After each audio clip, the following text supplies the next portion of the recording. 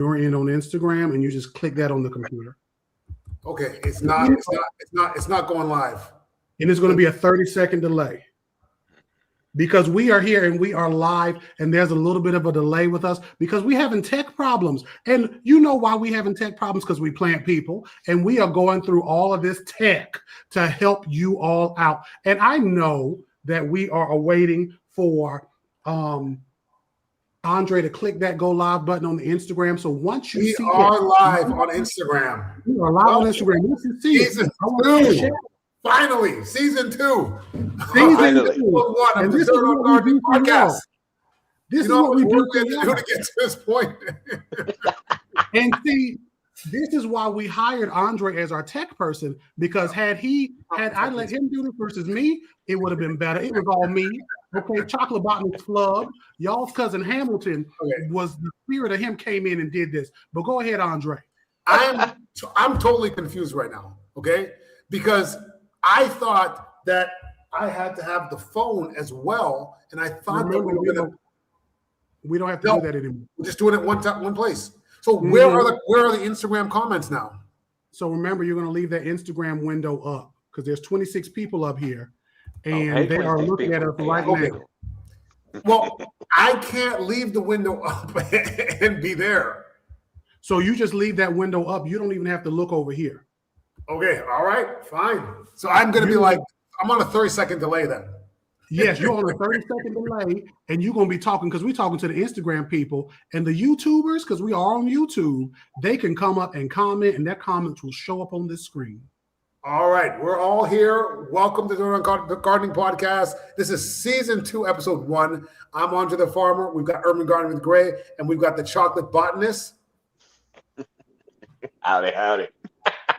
This is definitely not how we did Season 1. I can tell you right now, because I'm seeing your guys talk and nothing's coming out. But anyways, regardless, it's been a long time. Remember, we changed it up near the end. You can't change stuff up on the old man like that. But listen. All right. So listen, we've been away a long time. Gray, tell us what's going on in your life. What's new? Oh man, everything. Just did a lot of travel. Went out to the wonderful state of Georgia to go visit my father-in-law and my step-mother-in-law, and we had a fantastic time. My brother-in-law from Seattle, he was in town, him and his wife, and they dropped us with some awesome news. They are finally having a little one coming on the way, so that was like the best Christmas gift ever. And then just recently, I drove on down to my hometown. I know a lot of y'all think like, oh, this guy, is 100% true and true Texan. No, I'm an implant. I was a transplant, just like you transplant a plant. And so I originally come from Baton Rouge, so I drove back home, got some good old crawfish etouffee from my favorite auntie and my favorite gardener in the world. So I'm doing good. How are you, my brother? Derek, what's going on with you, brother? What's new? What's new, Derek? Whoa. What is new? You are muted, sir. Am I muted? Can y'all not hear me? I hear you now. Can y'all not hear me? Am I not talking? Everything froze up on my end. So I was like, oh, they're going to be coming to me soon, and this is going to look real awkward because tech is teching today, y'all. What's new with me? I'm going to be at Plant Mania in Raleigh on Saturday. Over the holiday, I've just been recording and doing stuff. I have a bunch of plants in here because they're painting the outside of the apartment and the patio. So I had to bring all my plants inside. So I have garlics and sprouts and flowers and seedlings that are going to be dead when I take them back outside into the cold. So that's going to be depressing. Like so many things are sprouting and like, we love it here. And they're not going to be happy. And yeah, that's really the newest thing. Plant Mania in Raleigh, a plant show in North Carolina. It's about time. And I'm just happy to be here. Even though we have all these tech problems, I'm just happy to see my friends again. So one thing that we have is we have PlantCon in Houston, right? Me and Ray, we're going to go to PlantCon, I believe. Derek, you going to come to PlantCon? You know what? We're going to see what God allows. I might. All right. So we're going to be at PlantCon. I think we're going to be doing demos at PlantCon. We're doing workshops at PlantCon. I think they want us to come there and not just do nothing. So we're going to do some things for them. But I'm really excited about that. You know what? I tried the weirdest fruit that I've ever tried. It was the worst thing I've ever put in my mouth. Yeah. I don't know. You eat some weird stuff, man. So I want to hear about this. Listen, I've had durian, which is supposed to be the smelliest fruit in the world. Okay. And I actually don't mind it at all. I had surströmming, which is the worst smelling fish in the world.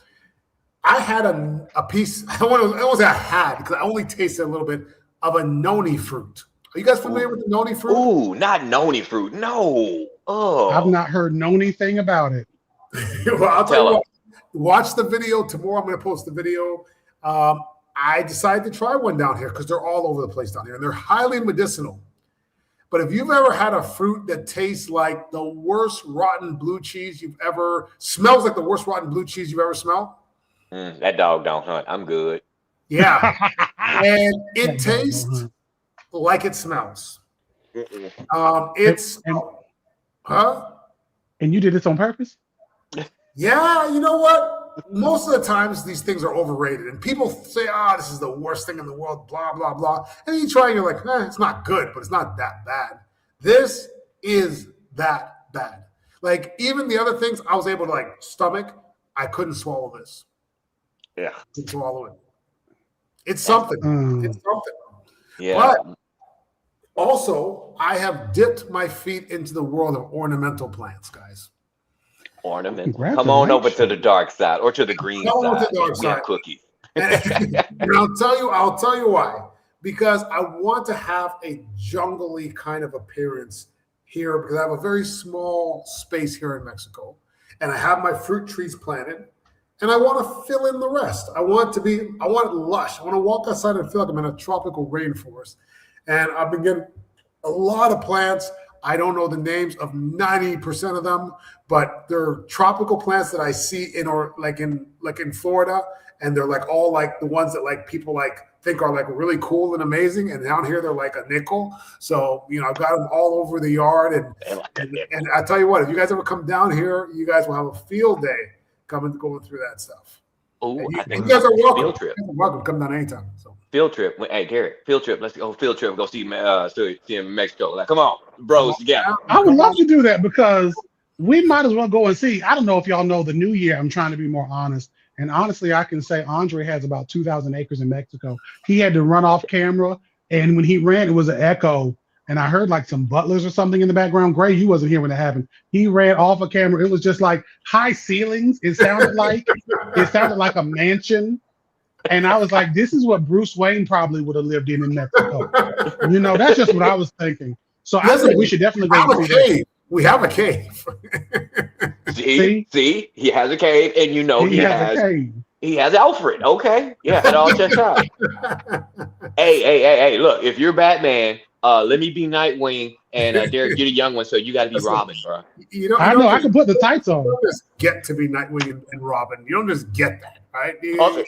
You have to be a superhero in your own right. But he's spoken like a true Batman. But I have enough family trauma where I feel like I could be Robin, so I think that'll work. Me and Batman are just friends. I've met him a couple times. He seems like a really nice, smart, handsome guy. But I'm not Batman. But anyways, let me tell you a quick story.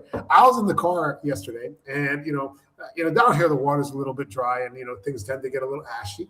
And I'm in the car, and I'm driving home, and there's we had some guests here, and I hadn't met them before. And I look at my hands, and my hands are so freaking ashy, almost like they are now. So I look around the car for some lotion. I have no lotion in the car, so I grab Sonia's bug spray, because I know this stuff is like lotion. So I'm gonna put it on right now. Watch this stuff.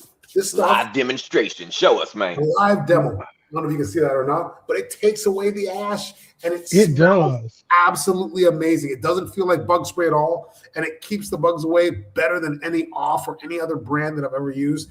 And it does not feel like bug spray even a bit. It feels like lotion. You literally could use it as lotion. Great stuff. You can get it on soniasbugspray.com. You can also get it on TikTok Shop. Yeah, And that's can you awesome. do me a favor? Can you rub your hands together again? Rub my hands together. Wait. Why? Because that sound there, you heard how dry they sounded and how that Sonia's helped him out. You need to get you some Sonia's today because I was worried he was going to start a fire in that mansion by dropping hands on it. And my ankles be sounding that dry. So I might need to get me some Sonia's for that. I'll tell you what, that's the best place for it, especially when you're down here in Mexico. Man, them little guys will tear your ankles up. You when you go to a restaurant, they're just tearing your ankles up. You put the stuff on your ankles, they'll be nice and smooth.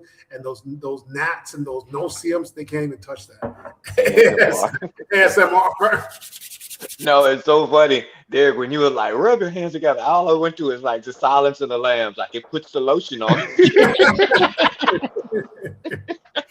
Puts the lotion in the basket.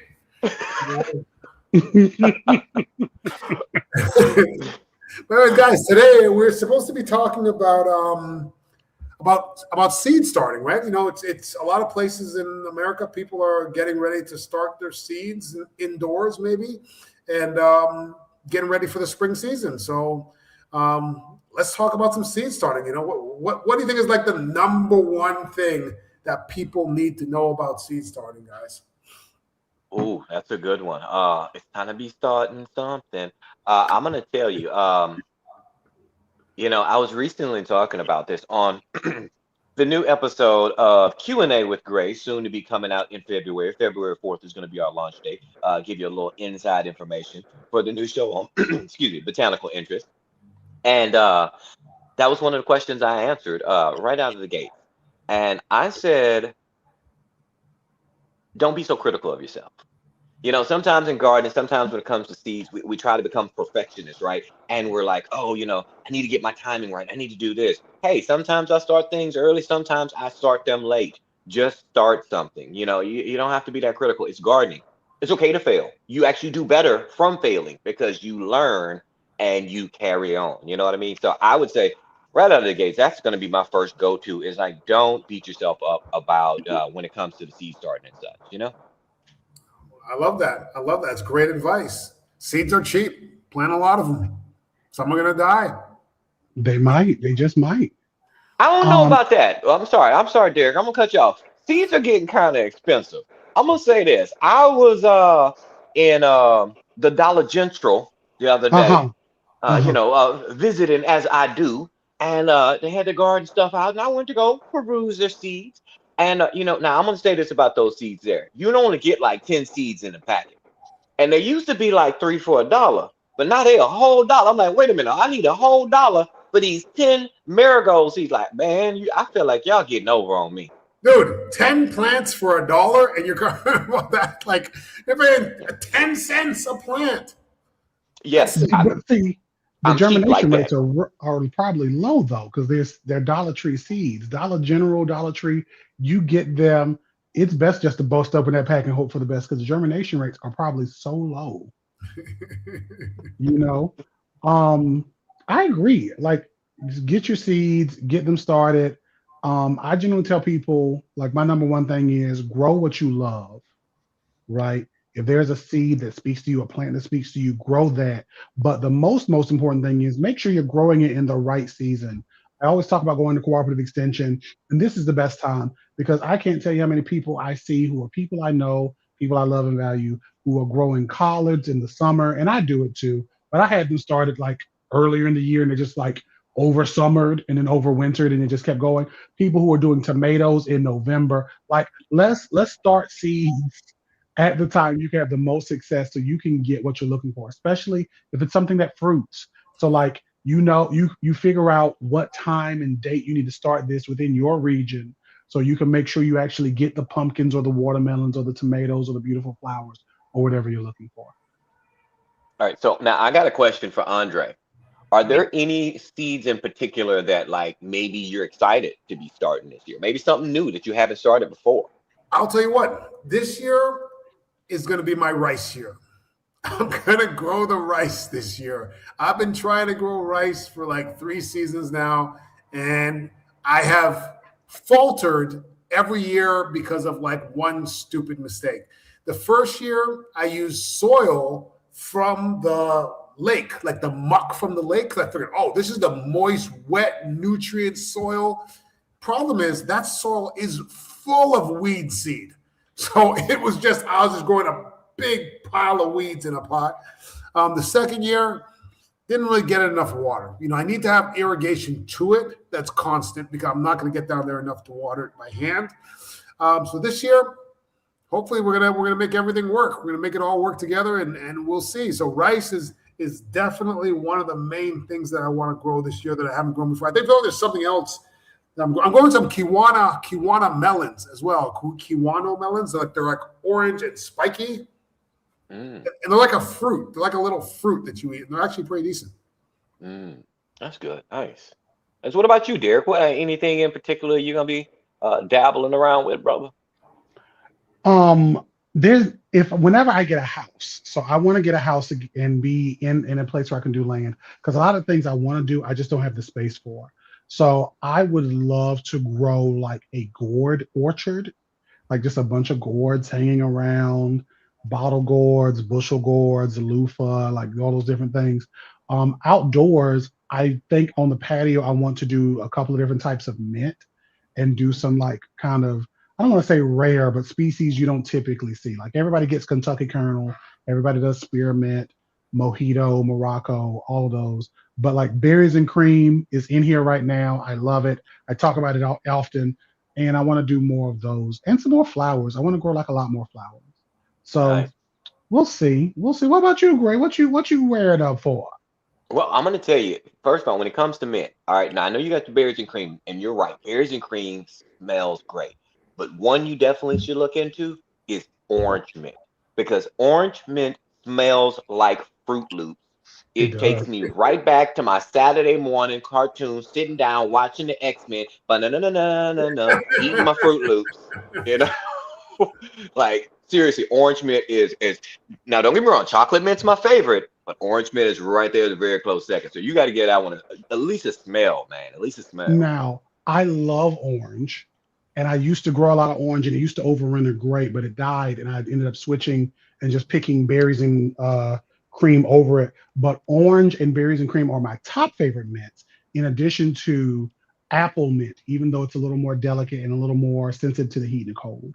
Apple mint, I don't know if you ever had it. It's a hairy kind of like, not only one like a lime, like slightly bluish tinge in this green leaf, and it's Yeah. hairy, and it is amazing smelling stuff. I love that mint. And it kind of resembles more like catnip, because catnip's in that Yes, same family too, and it's more on the catnipy spectrum. hmm exactamundo. Now, So, as far as seeds for me, what you say, Andre? What you got? oh no, go ahead. Well, there's two. I just want to mention them real quick. Two that I want to mention to you. So the first one, this is actually all of our friends. I want to say she's subscribed to all of us. Yanni, she wants me to grow some Korean melons again because she didn't have good success with her Korean melons last year. So I said, we're going to grow them together.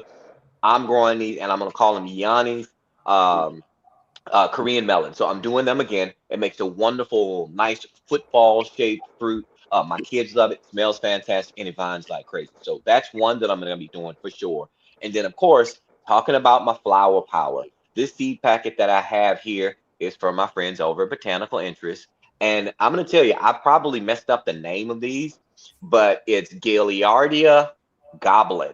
And now there's many different varieties of this flower, but I want this one in particular because of that red and gold color.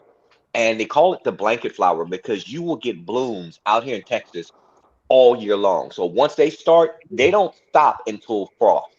So I'm gonna just get that fiery effect going on in the garden because somebody on YouTube called me a flower fella, and I was like, "Hey, I am honored to be called a flower fella because I like my flowers." A flower fella, that needs to be some branding there. I am a flower fella.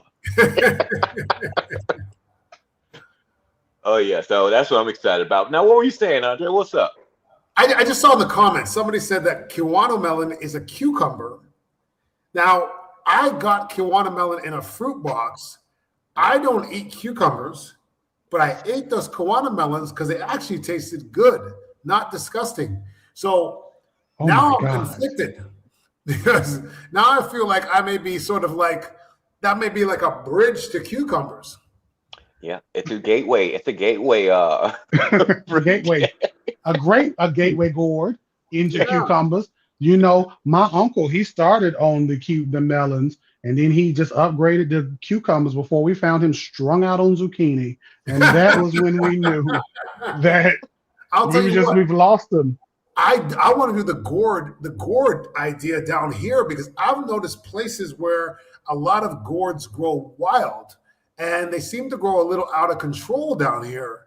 So I'm thinking like that would be a great ground cover in the food forest there. Well, not a food forest in my little space here.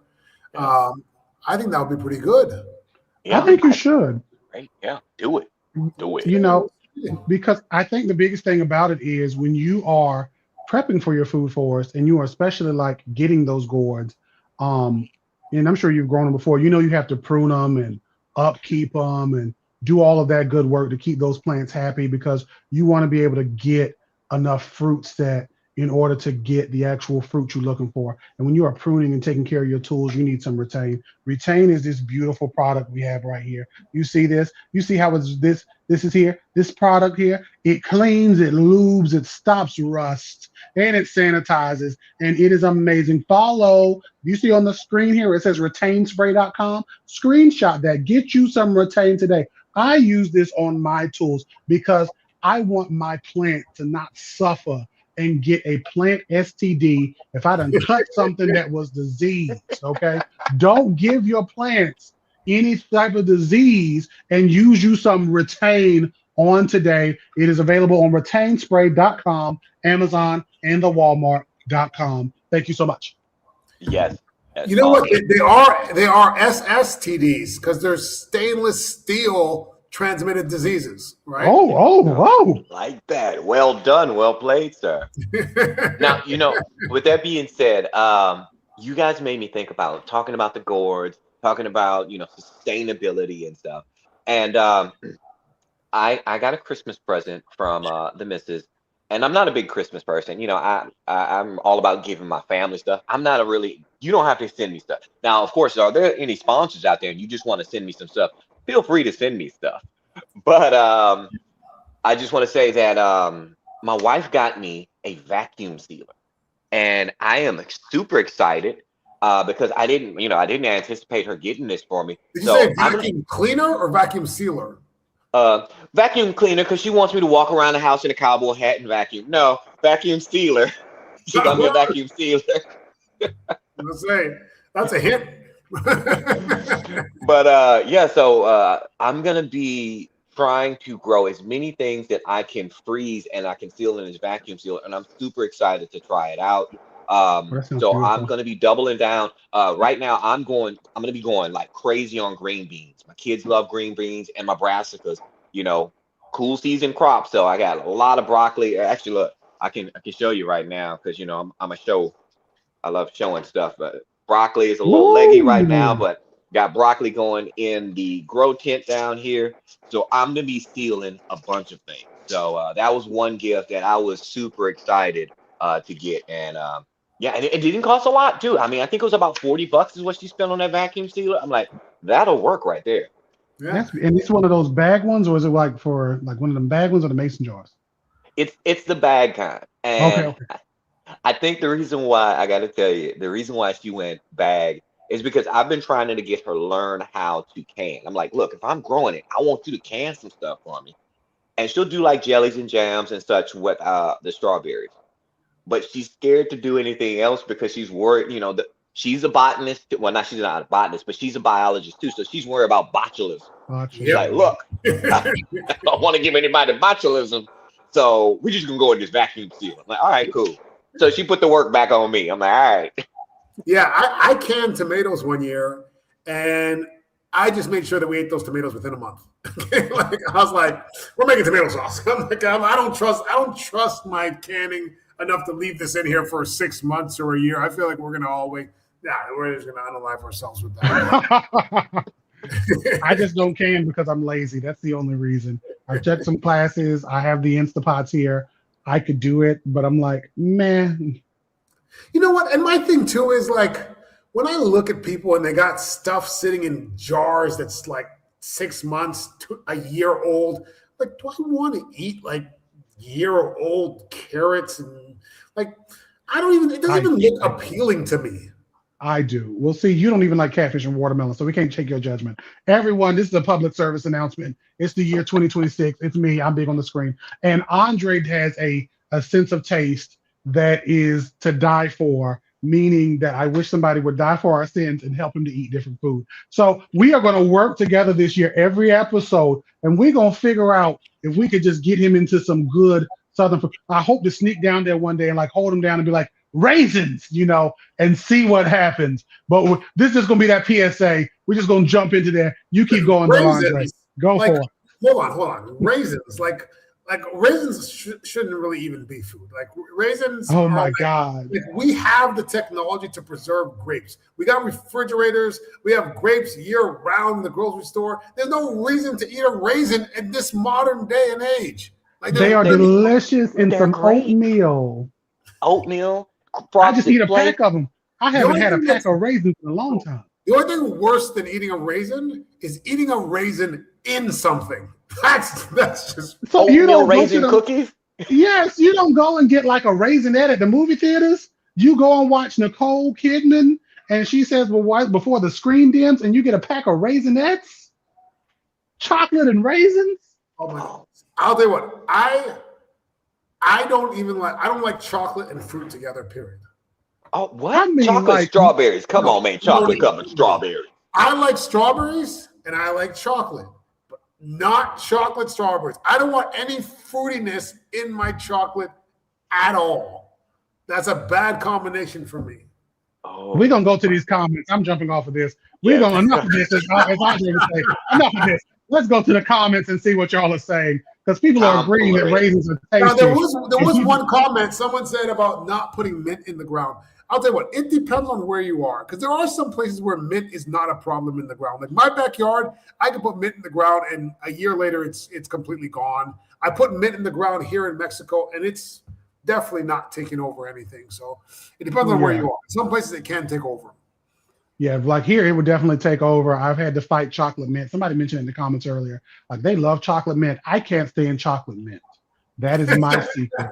I don't like mint and chocolate together. York peppermint patties, I can't stand. Mint and chocolate go great together.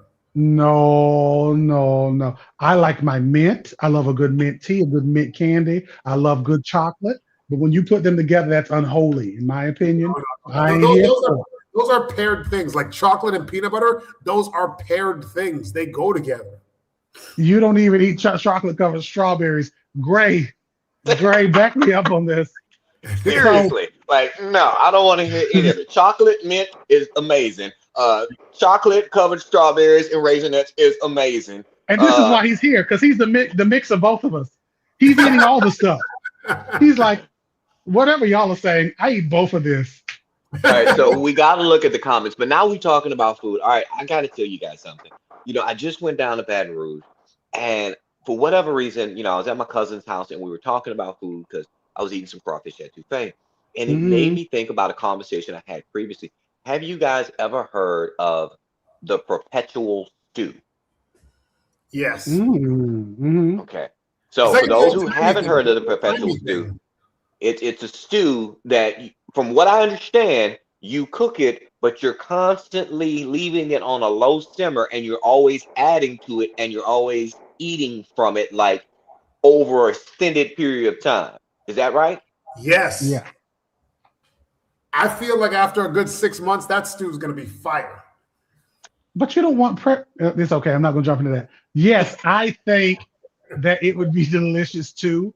The concept at first, I was like, yuck, but I was like, like if it's always on and moving, and I'm not just leaving it still, and I'm eating something out of it every week, over time, I could even like change the flavor profile up. And somebody mentioned in the comments, like, I've seen this where a person is kind of doing it in kind of a pseudo lab setting, but in like a kitchen. But I've seen like Asian inspired dishes that are the same, where they're like, for 100 years, we've been cooking this same stew. For hundreds of years, we've been cooking the same stew. And it's mainly because they take like a little bit of it at the end and then freeze it or save it. And then so there's always some amount. The amount is probably like a drip at this point that's 100 years old, if that. It's just literally like the tenaciousness of it all. But I love that. That sounds delicious. I'm hungry right now. Now, Yeah, see, I'm all we, for it. we're talking about all these things that people don't eat. I'm gonna just tell you, to me, it sounds gross. Cause I mean, I ain't gonna lie. Hey, that pot of red beans, that second, that third day, oh yeah, it hits. When that season really cooked down there, like your third day on them red beans with some rice and some cornbread, like come on now. But gumbo on that second, third day, like that's when that roux really get good and thick. But I mean, I'm just saying, I'm just sitting there thinking about bacteria. I can't eat something older than a week, and we talking about months and years. Right. Like, hold on now. But that's heated and warmed up and cooled down and warmed up and cooled down and warmed up, right? Yeah. But this is staying constantly warm. It's constantly being cooked. Yeah, and you And have like, extremophile bacteria that grows in those extreme conditions too. well, I mean, true, but it's I'm not not like, sure. I'm not sprinkling extremophiles over it though. I'm not like going. And I'm not sure what extremophiles are really pathogens for humans, anyways. But one thing that you can do to spice up that soup, that eternal soup, will be put some sweet and spicy on it. Here we've got the sweet and spicy pepper sauce. Comes in the hot and the not so hot. You can get them on Amazon and AndreTheFarmer.com, and that's me. This is the not so hot, and this is the hot. Absolutely delicious, all natural, made with 8 different fruits and vegetables. Get yours today, guys. All right. Whoa, why is it light? There we go. All right. See you guys. That's good. So over on the YouTube, we've got a lot of comments going on. Looks like Eddie, Elise, and Supreme Shoe Diva are having quite of a good time of conversation. I love it. I was talking about seed starting, just like we're talking about having the amount of grow lights and seed necessary. Yes, I agree with you, Supreme Shoe Diva and Eddie Les. Plant as many seeds as you can. I always overplant whenever I'm talking about my seeds. I overcompensate because it's a numbers game. So if I want to have 10 tomato plants, I'm going to grow 20 seeds because I want to have double that, because I want to make sure that I'm going to have the quota that I need. So yes, I fully subscribe to that conversation, guys. I love it. Do more if you can, because like Andre said, despite the Dollar General, seeds are fairly low in price. So yeah, if you have the growing medium, go for it. You got space. Yeah, compared to starts, seeds are hella cheap, right? But the other thing, here's one of the problems that I think a lot of people have. It's that going from the seedling stage to the garden. I feel like that's where a lot of people lose a lot of plants, and a lot of people just have difficulty making that transition. So what would be some advice you guys would give for those people? Well, I'm going to jump in real quick to say, hey, Veronica, my friend Brown Skin Plant Mama's in here. When it comes to seed starting, I had a dear friend who passed last year who was a seed starting extraordinaire. I really tell people, get somebody who can be that person for you, because like, I'm not good at starting seeds. All these seeds are sprouting in here on accident, but you might just need somebody who can do it for you. I tend to overwater. I'm heavy-handed.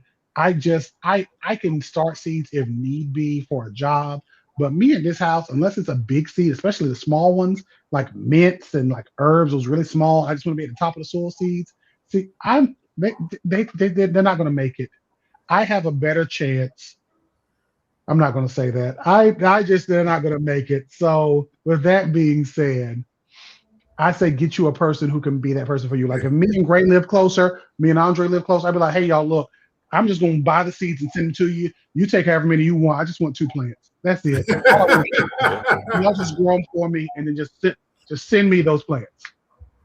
Funny thing is, a friend of mine actually did that. He's kind of the same way. He's like, I don't have the patience for seed starting. Can you start these and just give me like 2 or 3 plants off? I'm like, sure, yeah, no problem. But see, then again, I guess it depends on your personality, right? When it comes to gardening, when it comes to seed starting, I have the ultimate amount of patience for it. I will sit there and baby and cultivate and be like, hey, baby, you need a little bit of water. Let me get some.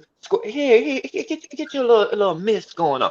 I'm all about the babying when it comes to the seed starting. So I'm all about it. Now I'm going to say, to fully answer the question though, so that you can be successful, I don't know why I paused there. When you can be successful with your seeds, setting them up for success is going to be important. You know, if you're doing indoors, grow lights. Grow lights help a lot, and they're not as expensive as they used to be. But when it comes to grow lights, make sure, okay, if we're looking, let's get a seed tray for demonstration purposes. All right. So if you are starting seeds, and I'm gonna just grab one out of this tray here, you want your grow light as close as you possibly can to that grow medium. Now, this is tobacco seeds that's growing right up in here. Yes, I am growing tobacco, and it is from the nightshade family. And you want your grow light, you know, like almost right up on top of it. I say about 3/4 of an inch to an inch away. And then slowly start to pull that off as you get the germination and everything. Another thing, your seed starting medium. That's going to be important. Dampening off. That's what Andre was talking about. When we get to germination, yay, we got seeds. But now they're starting to die on us. That's called dampening off. That's because of your seed starting medium. Potting soil. A lot of people ask me this question. Can I just use regular potting soil when starting seeds? You can, but your success rate is going to plummet. Now, Derek, you know about potting soil. What is your thoughts on using potting soil as a seed starting medium? You have to be really careful, especially, bless you, especially as a person who is an overwaterer. Like I overwater. And this is where I'm like, I just get starts, like people are saying in there, or I just, again, I'm like, can somebody grow these for me? Um, so it's something where your growing medium that's a potting soil is literally designed to hold so much more water because a lot of people tend to underwater or not water at all, right? So they're made to hold that water, and your seeds are at a stage where they just don't need it. They don't need tons of water because they just need enough to get that endosperm inside of it to get, moistened up and then spring forth, right? They don't often need that much. So potting soils, I typically tell people, like, if you do it, wet it up just enough, put it on a heating mat under a good light, and then like let it dry out and then water again. But even then, and I'm again super mega professional, it's just hard for a lot of species that we grow. Right. Quick question. Someone asked, how long should the grow lights be on for? How many hours a day? That depends on the plant. It does depend on the plants. Right, so let's say we're growing brassicas inside, we're growing some broccoli, cabbage, blah, blah, blah, blah, blah. What are you looking at keeping them on for? Gray might be able to give me a better answer because I'm not going to Google this right now. But we had about 14 hours. Yeah, that's what I was going to say. That's about 14 to 16 hours a day, like longer than you would think, longer than a regular day length. Like, yeah. Because seed starting, they need that light energy. They literally need that to just get up. Yeah, and like Derek was saying before too, when we're talking about some of like our mint and our smaller seeds that are reactive to light, right? That's called photoblastic seeds. And when you have those seeds, they need that light to trigger germination to happen. But when we have seeds like our tomatoes and such, which just need the right conditions to warm, they're not photoblastic, so you can cover them. And they really, like a heating pad would do great for like your tomatoes and peppers and stuff. So it's going to depend on your seed. But now, Andre, I got to ask you, and then I got a little prop here too. What's your favorite seed starting medium? Because I'm going to tell you mine right here. And I love my cocoa core. Anytime I get cocoa core, I feel like, I'm not going to lie to you, I feel like a drug dealer. So like I got these bricks over here, man. I'm moving this way. Moving this way, yo. What about you, Andre? What's your favorite seed starting medium? Just a typical seed starting mix that you can buy in a bag. That's been sufficient for me. Sometimes I'll mix just regular potting soil, but maybe mix some perlite in there. But typically seed starting mix. And I don't start a ton of seeds, and most of the seeds that I do start are tropical fruit tree seeds. So when I first started gardening, I grew a lot of veggies from seed. Since then, I've kind of lost a little bit of interest in growing a lot of veggies. And now I will direct sow most of the things that I'm going to grow in a bed. And it's going to be things like carrots and potatoes and, simple stuff that's just going to grow, peppers and things like that. So I have not been doing a ton of seed starting lately. I am going to seed start some peppers this year and with seed starting mix and such. But one other thing too is you can tell whether your lighting is sufficient and whether you have enough light or not a lot of times, because those seedlings, they will let you know if they have insufficient light, right? Like they're going to get super leggy and they're going to be falling all down, and because they're trying to get to that light, so they're not putting out leaves, they're just putting out stem to try to reach that light, and then eventually they're going to fall over. Yeah. And when you get in those situations, let's say you're unfortunately, what is going on there? When you're getting to those situations where your seeds are starting to get leggy, one way to help with that is by introducing a little bit of trauma. So what I like to do, if you get in those situations where your seeds start getting leggy or you didn't put your light close enough, you can put a little oscillating fan, if you have the space for it, create a little resistance for those seeds. So as that seed is trying to come up and reach the light, they get a little bit of resistance from that simulated wind from your fan, and that can strengthen up that seed a little bit too. And depending on the plant, you can just repot a little deeper. Like for instance, if we're doing tomatoes or something, you can go a little deeper and cut off those bottom initial leaves, and that'll be just fine. Yeah, That's good tip. true. That's true. I just prefer to have somebody else do it for me.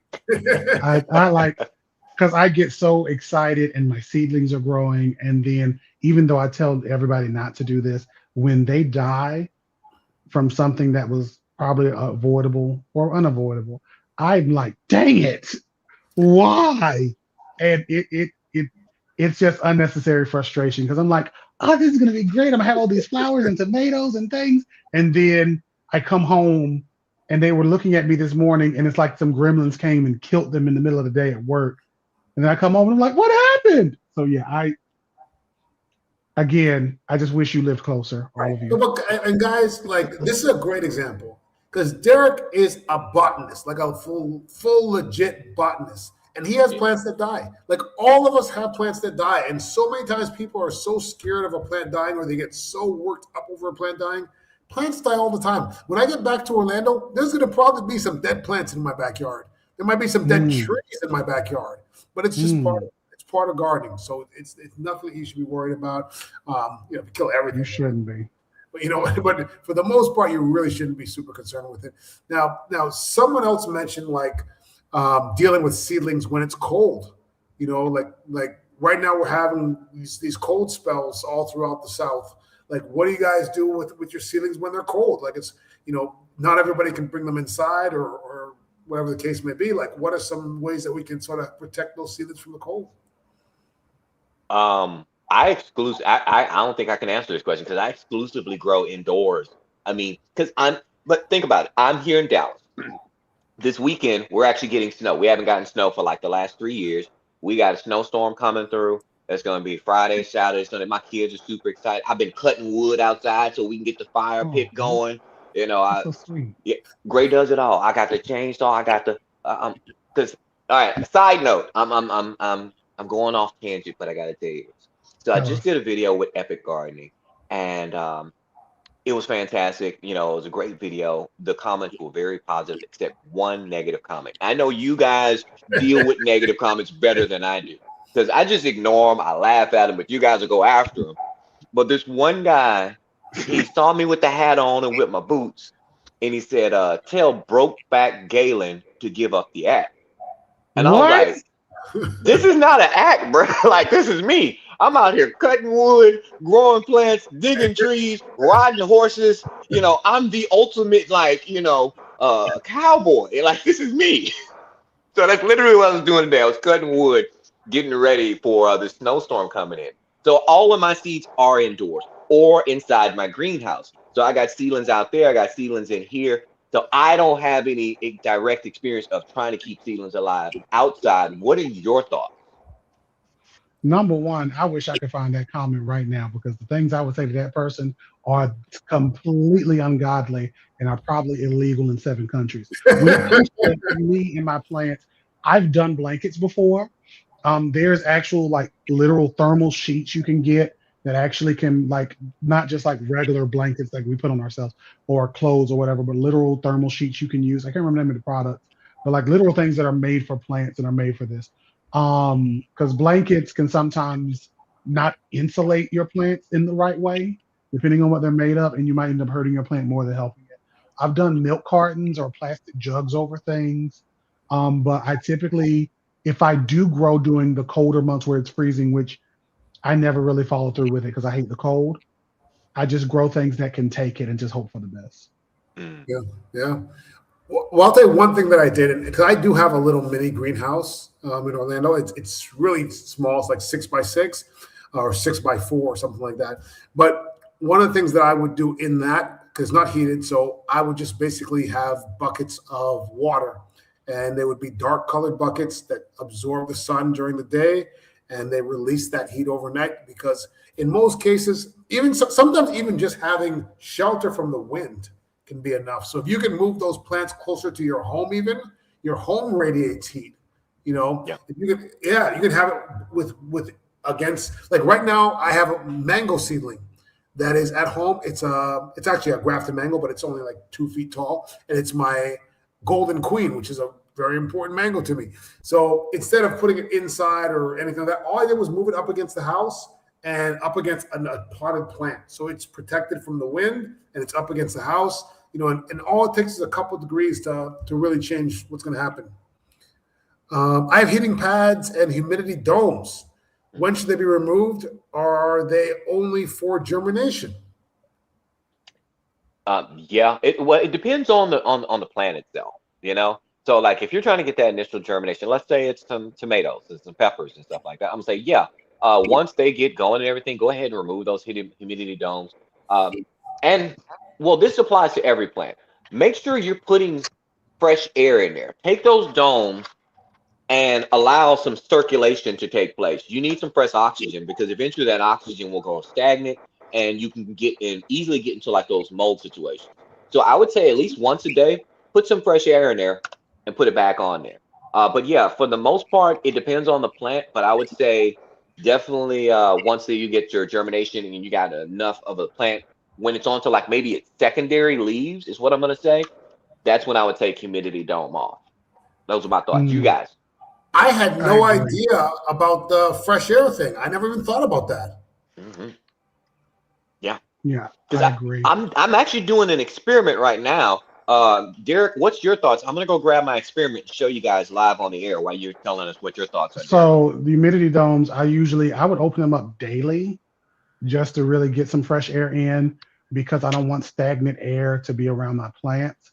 But now that I do aquarium growing, like in aquariums, and I use them as mini greenhouses, I'll just like fill them up with water to kind of recreate that humidity effect. But I also, if I could get a good enough dome where I could put like a fan over it or something, I would try to do that.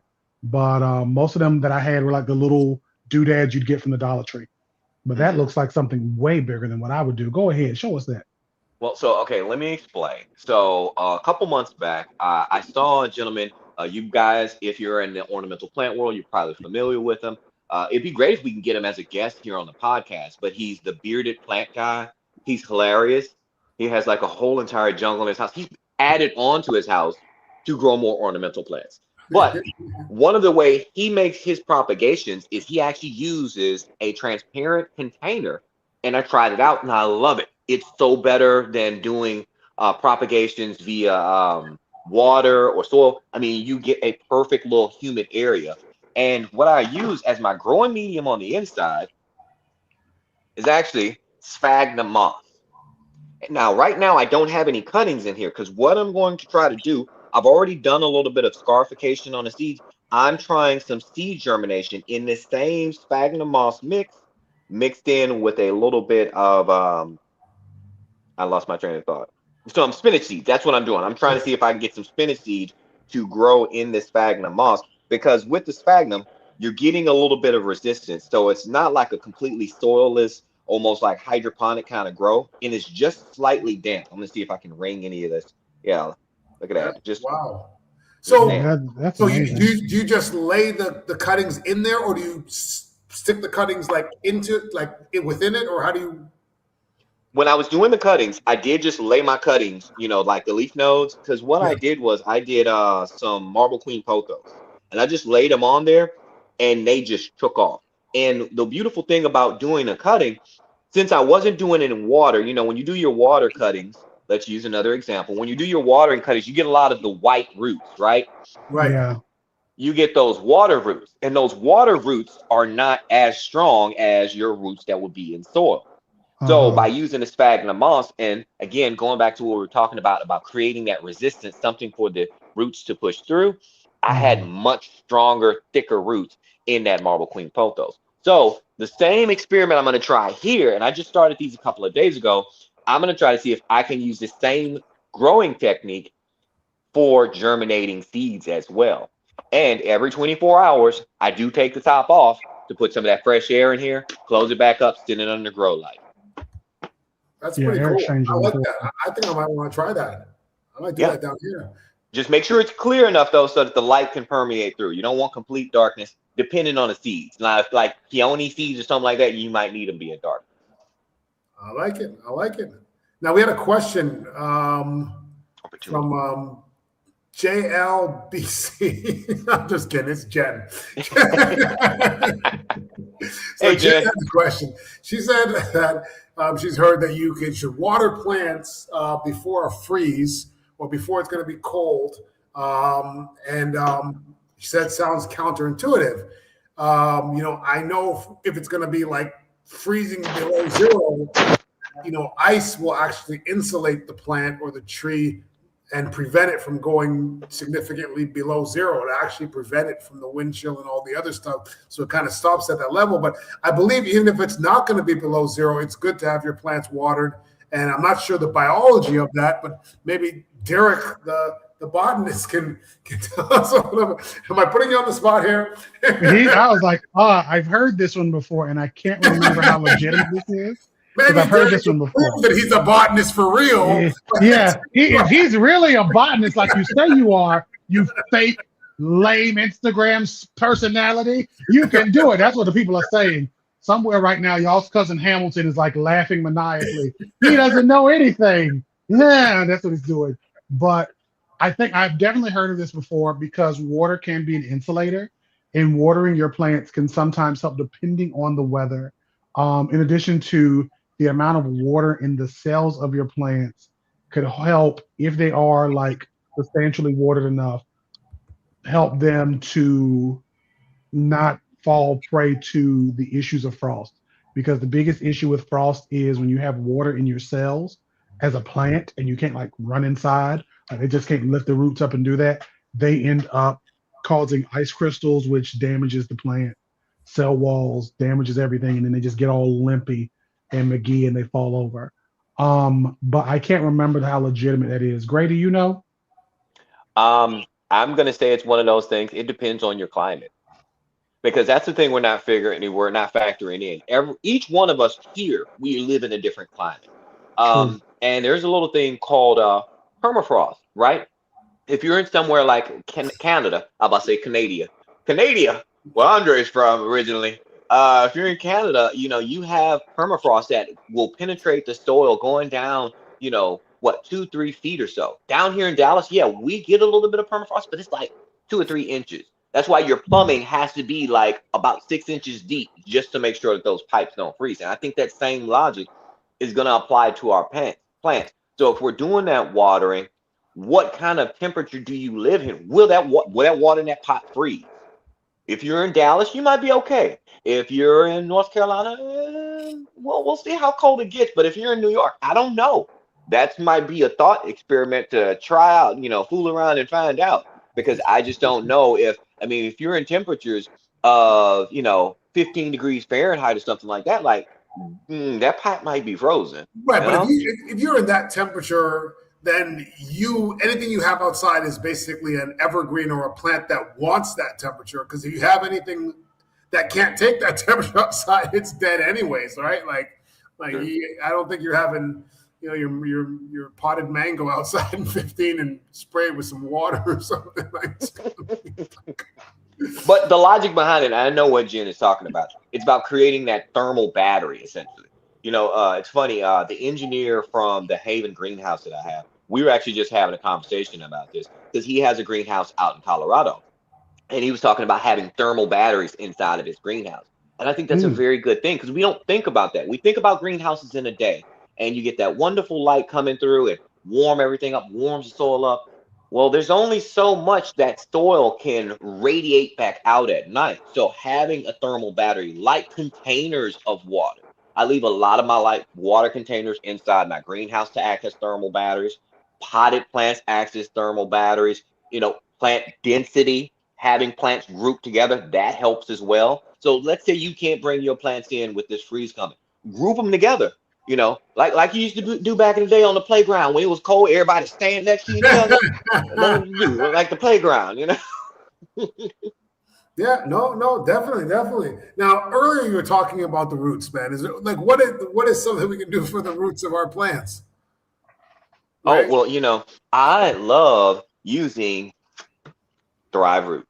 Thrive Roots is a OMRI listed soil amendment and root stimulator by the wonderful folks over at Thrive Roots. This specifically is the berry blend. You know, guys, I like to call myself the strawberry king of Texas, and I grow so many strawberries, 13 strawberry patches, because my kids love their strawberries. And when Andre comes to visit, I'm gonna make sure to make him some chocolate covered strawberries, because these strawberries will be having some Thrive Roots, keeping a nice strong root system.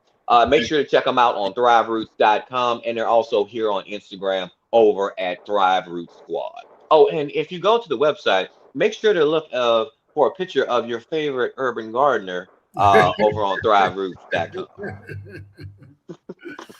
Good stuff. I use that stuff down here in Mexico. I need some more. I gotta order some. But yeah, I will eat the chocolate off the strawberry.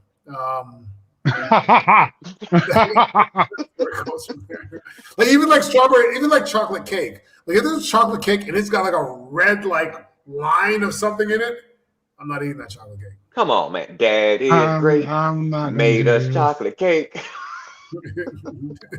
Terrible.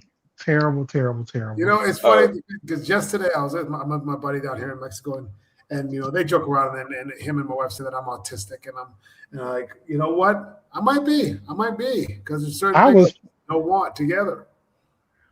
You know, as a person who's divergently neuro, I think, you know, I got a little touch of that tism, and you know that some people was touched by an angel. Y'all remember Touched by an Angel? I might have been touched by a tism. Okay, and it's not Della Reese, it's Lunel, the comedian. But I know we only have like 2 minutes left before we pushed off of here, and we went a little over today because we love y'all so much. Yeah, well, guys, thank you for putting up with the rough start we had to season 2. But this was season 2, episode 1. You know, so we're really happy that we got through season 1, and I think we had a lot of fun. I enjoyed it. Hopefully, you guys learned a lot. We appreciate you guys supporting us and watching us and supporting our sponsors. You know, I'm going to run through the sponsors real quick. We've got Retain, we've got My Pepper Sauce, we've got Sonia's Bug Spray, and we've got Thrive. So thanks to our sponsors, and you guys have a great night. Anything to say, guys? I'm going to just say, may your weeds pull easy, and may your blossoms forever bloom. It was great talking to you. Right, Talk to you again. Flower man. All right. I'm a flower fella. Flower fella. All right, guys. See you later. Take care, guys. Thanks for watching.